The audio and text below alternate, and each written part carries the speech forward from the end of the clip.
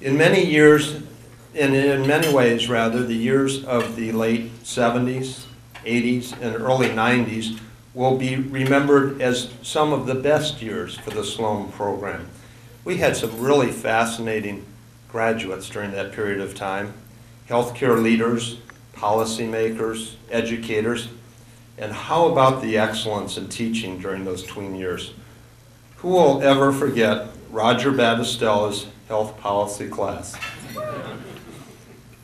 I mean, he might have been at his peak during those years.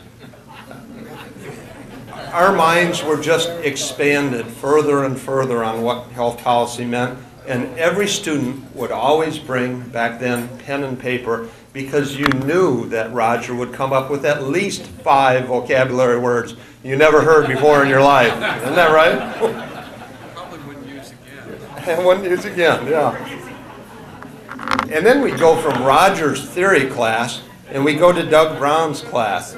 And Doug would say, okay, class, now the operating room's here, and radiology's over here, and physical therapy. I mean, he was practical as the day was long. And what a great combination.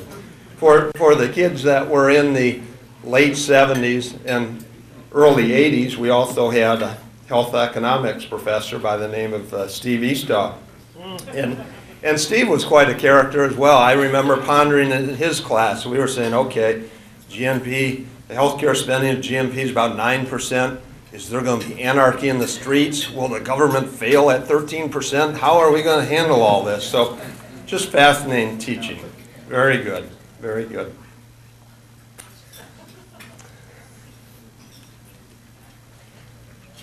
So I can assure you that during the tween years, the students were receiving really a first-class education.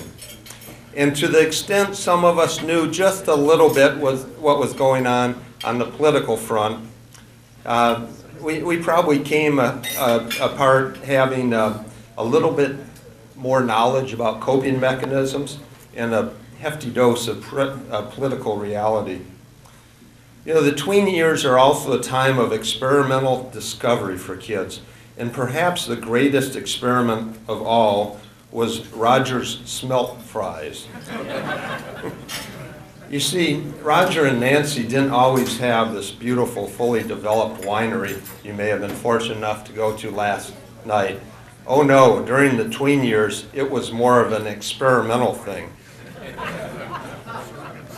Roger had his smelt fries, and perhaps some of you were fortunate enough to experience smelt dipping with Roger. I was. You see, I always thought I had to do a little bit better in Roger's class. I graduated undergraduate from University of Michigan.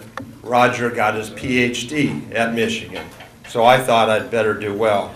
And what Roger did not know is that my freshman English teacher gave me a lecture one time, and she said, John, unless you look up every word on every paper that you ever write, you're going to be a failure in life and business and everything. And so, coming to Roger's class and hear his vocabulary, you know, the pressure was on there. Well, thankfully we came up with computers and spell check, and so you know who won that undergraduate argument. But I really wanted to do well in Roger's class, so I volunteered to go smelt dipping with him. Now, when you go out smelt dipping, it's a little bit earlier in the year, and it's at night, and it's out in the falls, and the water's about 32 degrees. And Roger gives you these waders, and they come up to here, and you step your foot in just a little and try and dip those little buggers out of there, and then you go a little further. Roger says, oh, no. That's not how you do it. You have to go out into the current, out into the raging waters. Well, little did I know, and I still don't know if he's planned this or how many students he's done this to. The waders I had holes into them. And so once you get past the knee level, this 32 degrees water comes flowing in, and you're out there freezing.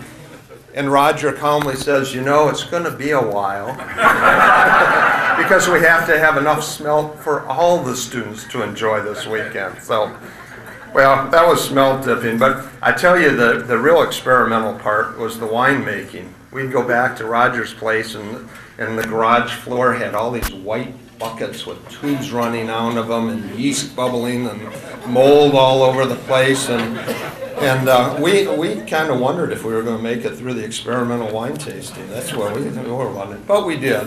And look how well things turned out for 6 Mile Creek. Roger and Nancy, we do appreciate all your hospitality over the years.